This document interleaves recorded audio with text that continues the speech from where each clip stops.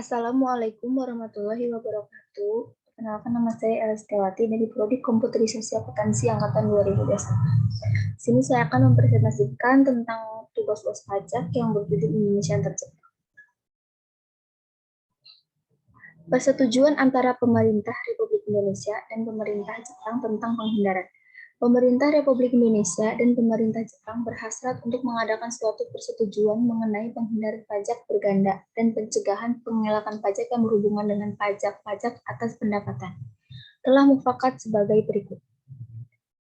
Pasal 1, persetujuan ini berlaku terhadap orang-orang dan badan yang merupakan penduduk salah satu atau kedua negara yang terkait persetujuan.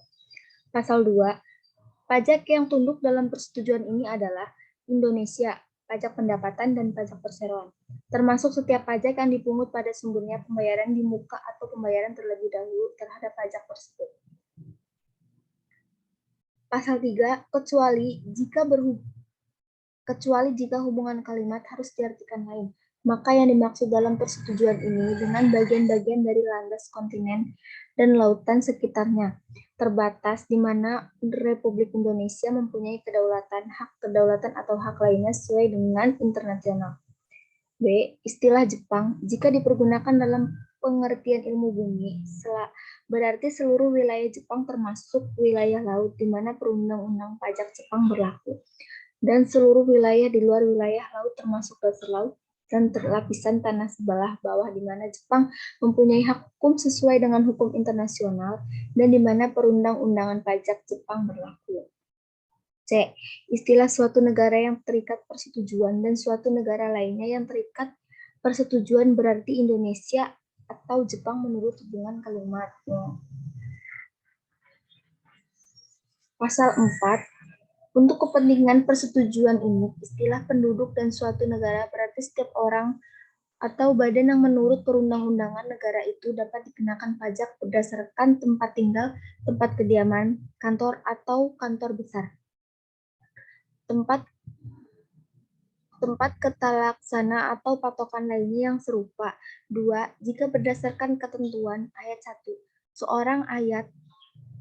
seseorang atau suatu badan merupakan penduduk dari kedua negara, maka untuk tujuan persetujuan ini pejabat yang berwenang dari masing-masing negara berdasarkan mufakatan kedua belah pihak akan menentukan tempat kedudukan seseorang atau badan tersebut.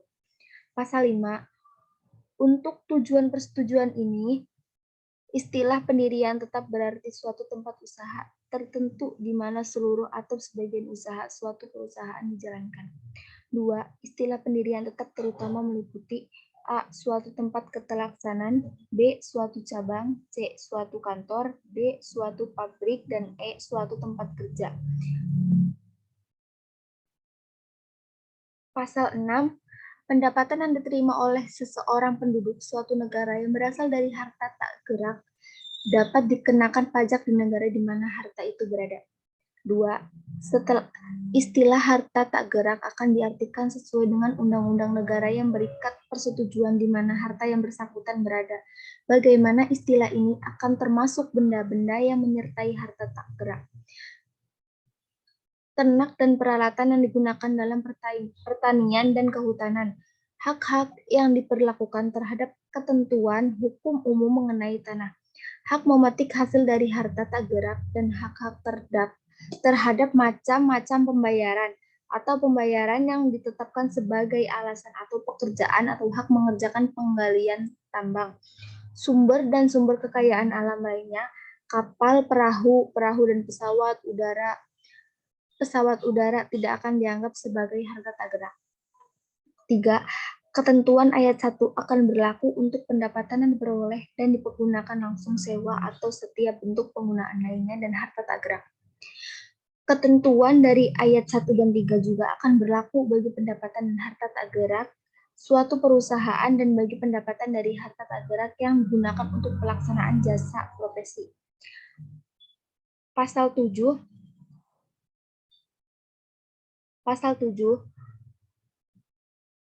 Laba perusahaan di suatu negara hanya akan dikenakan pajak di negara itu, kecuali perusahaan itu menjalankan usahanya di negara lainnya melalui suatu pendirian tetap yang diperkedudukan di situ. Jika perusahaan menjalankan usahanya seperti yang dikatakan sebelumnya, laba dari perusahaan itu bisa dikenakan pajak di negara lain itu, tetapi hanya mengenai bagian laba yang dianggap berasal dari pendidikan tetap tersebut. Mungkin hanya ini yang dapat saya sampaikan di presentasi kali ini untuk teman-teman kami. Saya ucapkan terima kasih. Terima kasih.